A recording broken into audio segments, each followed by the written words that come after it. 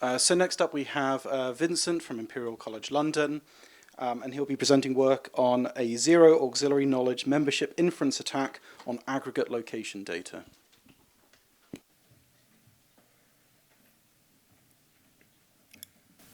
Hi everyone, my name is Vincent Guan and I'll be presenting a zero auxiliary knowledge membership inference attack on aggregate location data. This was work done by the Computational Privacy Group at Imperial College London, co-written with Florent Guépin, Anna-Maria Crétu, and Yves-Alexandre de Montjoie. To start off, aggregate location data is composed of individual location traces from some population. So in this case, it's visualized for New York City. Formally, we could represent each individual location trace as a binary matrix in space and time. And then the corresponding aggregate would just be the sum of these matrices for that given population. Aggregate location data is a multi-billion-dollar industry fueled by many different applications. In the last few years, it's seen prevalent use for COVID-19 data analysis. However, even though aggregate data does not reveal individual level records, it could still be vulnerable to privacy threats. In particular, it could still be vulnerable to membership inference attacks. In these attacks, given some released aggregate and some target individual, an adversary, maybe armed with some auxiliary knowledge, tries to infer whether or not the target's data was used in the aggregation process. The reason why we care about this in the case of location data is because location data is often processed alongside very sensitive attributes. For example, researchers at Oxford studied how people's mobility changed following COVID-19 vaccination. So in this case, a successful MIA could reveal someone's vaccination status. In another high-profile case in the United States, a Catholic priest was forced to resign after he was outed as homosexual. This happened after his personal location data was correlated to location data from Grindr, which is a popular dating app among the LGBTQ+ community. So given all this, we think it's very important that we have to understand what the realistic risk of these MIAs are in practice when we use aggregate location data every day. The problem is that previous MIAs that were developed in this setting require extensive auxiliary knowledge just to run the attacks and therefore don't represent a realistic threat. So let's delve into this. The first and still the state-of-the-art MIA on aggregate location data was a knock-knock MIA from a few years ago. Just to run the attack, they require not just the target trace, but the traces of hundreds, if not thousands, of other people that may be included in the aggregate. So this is highly unrealistic because the entire point of aggregation is to avoid revealing individual level traces. The way they use this information to run the attack is to train a membership classifier. So some of the time, they'll take the target trace, add it with other traces from the auxiliary knowledge, and create an in-aggregate. The other half of the time, they'll just sample from their auxiliary knowledge, exclude the target, and have an out-aggregate. We'll do this a bunch more times to get comprehensive training data, and then they can fit a machine learning membership classifier and finally be ready to predict whether the target was part of the release aggregate or not. The way that we want to model a realistic adversary, however, is we want to get rid of the assumption that the adversary knows all of these individual location traces. To do so, we suggest that an adversary may be able to replace real traces with synthetic traces. Moreover, we suggest that an adversary may be able to generate these traces directly from the aggregate. In other words, the aggregate may be used to attack itself. The second way that we propose to make the MIA more realistic is at the level of the target's trace. Instead of requiring that they know the entire location history of the target, maybe they only know a few confirmed visits. So now the question becomes, how can we generate good enough synthetic traces? Well, it turns out that in previous work actually done by our research group, we can generate synthetic traces using just a few inputs. We need to know, first of all, how the visits are distributed across different times, so the time marginal. We need to know the same thing, but across different spaces. We need to know the activity marginal, which is how the total number of visits per user is distributed across the population. And finally, we need to know the physical locations, longitude, latitude, of the locations of interest so that we could represent them in a kind of graph, in this case, a Delaunay triangulation. So let's go through this from start to finish. In our threat model, we have a released aggregate and we have a target trace, but our adversary only knows part of their trace.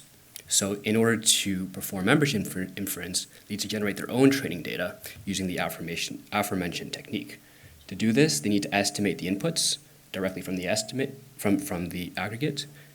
And after this, they can generate as many synthetic traces as they want to train a membership classifier and finally predict membership of the target. So now the only thing left to explain is how can we estimate the corresponding inputs or marginals from the aggregate. Well, when we look in aggregate, we see it actually already contains granular information about the spaces and times. So we can just sum the rows and the columns, normalize, and these are already pretty good estimates for the space and time marginals. For the activity marginal, we could first estimate the mean number of visits per user by taking the sum of the counts in the aggregate and dividing it by the size of the population. And then after this, we can parameterize some probability distribution, for example, a heavy tail distribution or an exponential. Things become more complicated if we consider the case where the data collector applies additional privacy measures. So what could they do?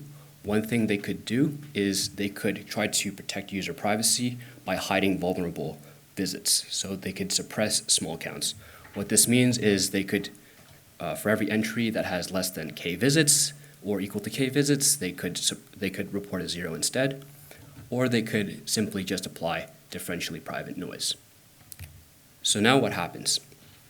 What we see in the case of suppression of small counts is quite intuitive, which is that the popular locations and times will be less likely to be suppressed than the rarer ones. This introduces a systematic bias in favor of the popular counts.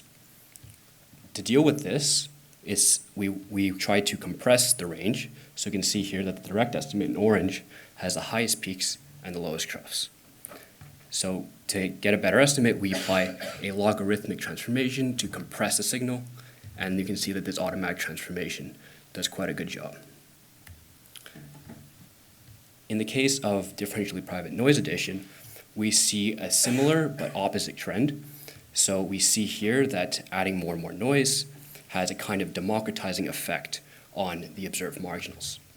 The reason for this is because even though the noise itself has 0 mean, we know that counts can't be negative. This means that rarer locations and times have less to fall on average compared to more popular ones. So we now want to do the opposite. We want to stretch out the signal to get a better correction, and to do this, we apply a power transformation on the space of probabilities.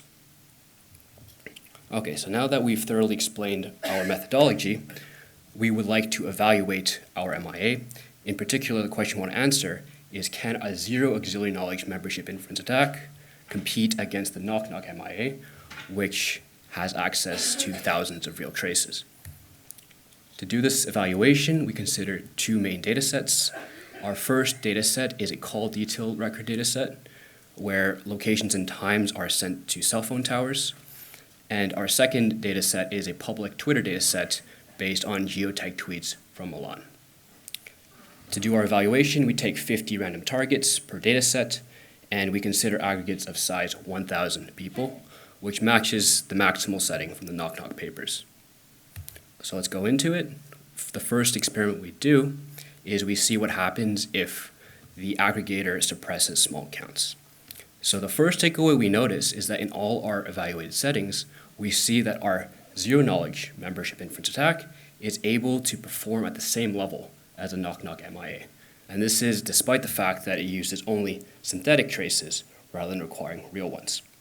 The other main takeaway that we have is that in the case where there is no privacy mechanism whatsoever, which is the k=0 case, we see that both attacks on both data sets have perfect discrimination with AUC1. This implies the membership inference could be quite trivial if there's no privacy mechanisms done on the aggregates. In our second experiment, we do the same thing, but we now consider what happens if the aggregator adds noise.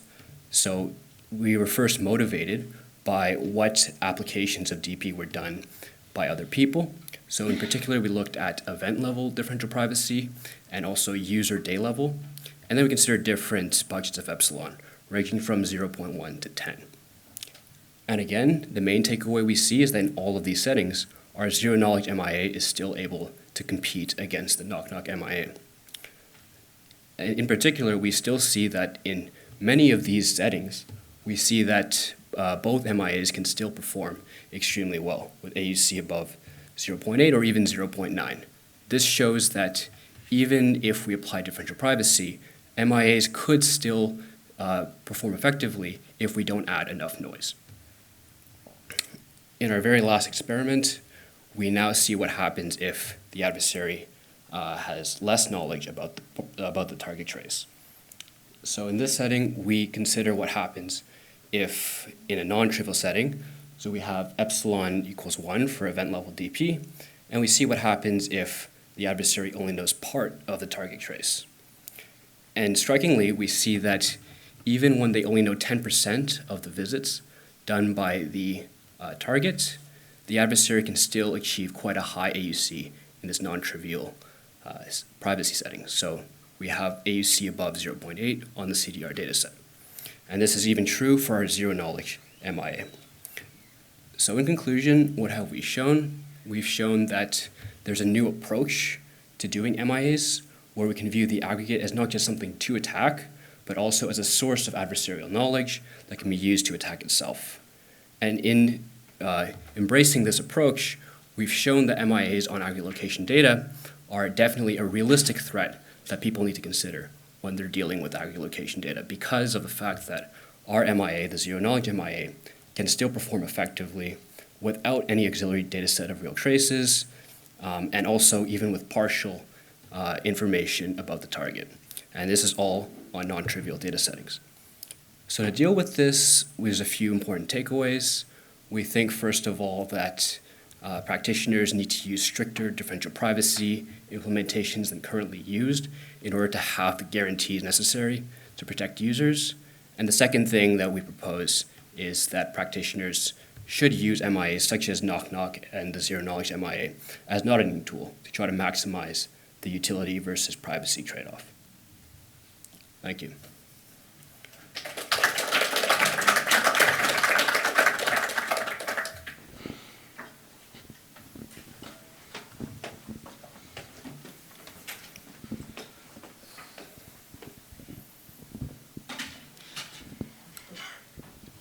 Yeah, thanks. Very nice talk. First of all, I have a comment, and then I have a couple of questions. I don't know how many questions I'm allowed to ask, but let's see. So my comment is, I appreciate that you have a weaker adversary model, but I don't think that the fact that adversaries do get access to location data of people is a strong assumption, because you can buy them online. I mean, it's not even expensive. So while, of course, your attack is much stronger than prior work, I think the assumption of prior work is pretty fine, actually. So that's just a comment. And maybe two questions that I have. First of all, three maybe. So first of all, sorry, you were mentioning that. So maybe in your experiment, how do you choose the victims? So I guess that you didn't test for all of the entities or all of the individuals in the database, but I guess you chose victims somehow. And now if I'm living in the woods somewhere and I go there every night.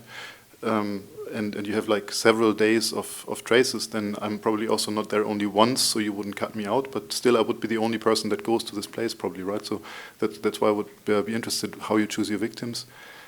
Secondly, did you try to investigate what it is that gives away the identity, like what happened, why does identity disclosure happen? And then maybe quickly, thirdly, yes, as a third question, on your plot on slide 24, you outperform prior work. Can you explain? So in 0.75, you seem to outperform your prior work, right? Can you explain how that is there an explanation for that? All right, thanks for all the remarks. I'll do my best. So first of all, I'll try to address your first comment that you can just buy individual records. Well, so first of all, if we have an aggregate release, we think it's unlikely that it'd be accompanied by individual records, because although it's true they can buy things for individual records, location data is very specific to the locations of interest and the times. So they need to take place over the same times in the same region. So you can buy traces, but you can buy traces from like Tokyo, but it won't help you do an MIA on New York City. You need to have pretty specific ones.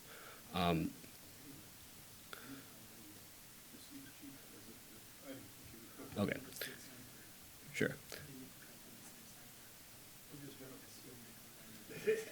Okay. Okay, there's a few other questions, so I'll just try to plow through. I think the first question was, what allows the attack to succeed? Well, we think that the main thing is that people move in pretty consistent but unique ways. So I think you mentioned, like what if you're the only person living in the woods? Well, if you're consistently registering visits there, then, and if the aggregate also has a signal, then this would obviously help. And we think that this is true to a certain extent for most people. And if you have a backdrop of noise, like even if you have 1 million people, we've seen previously in other papers that that fingerprint is enough. And you can still see that fingerprint over a backdrop of a lot of people. So we think it's quite robust in that sense. You asked how the targets were chosen. The targets were chosen randomly. I have a graph.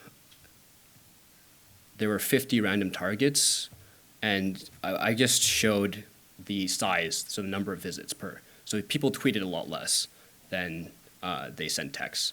So you can see this is a distribution, and yeah, it's mostly, you can see the heavy tail distribution. There's a few stragglers that are dragging up the average, which is typical. And these were randomly chosen. Sorry, I can't remember the third question. Why do you outperform? Oh, why do we outperform? So here, I mean, we think that, like, I wouldn't consider this, honestly, to be outperforming. Like, it's basically within, like, 0.001. It could be to random fluctuations. I mean, the main thing we think is that as long as the traces are good enough and representative, then any attack should still do well. And yeah, that's it.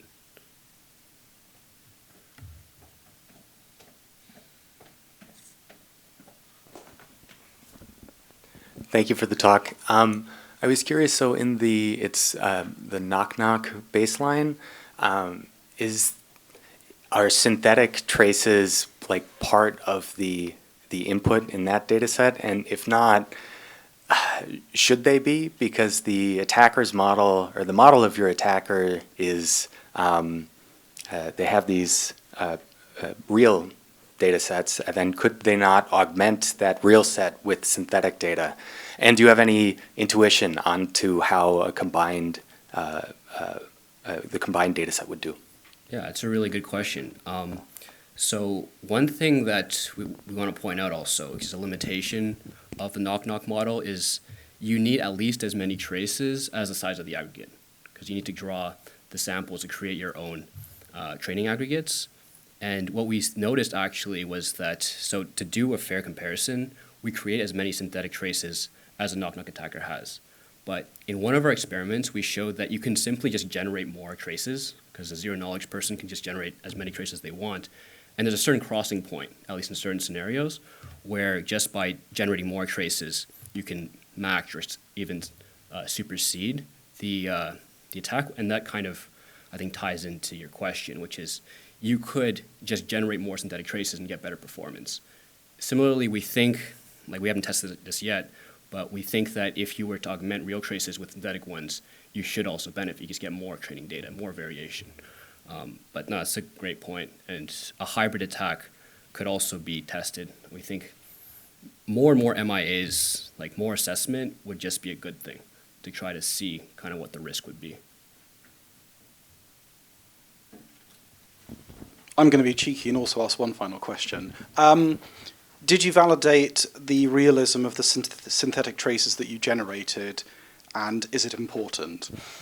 Yeah, that's a fantastic question.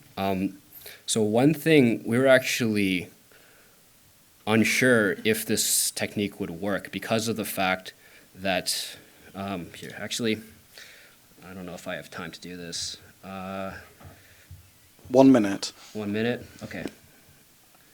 Forget it.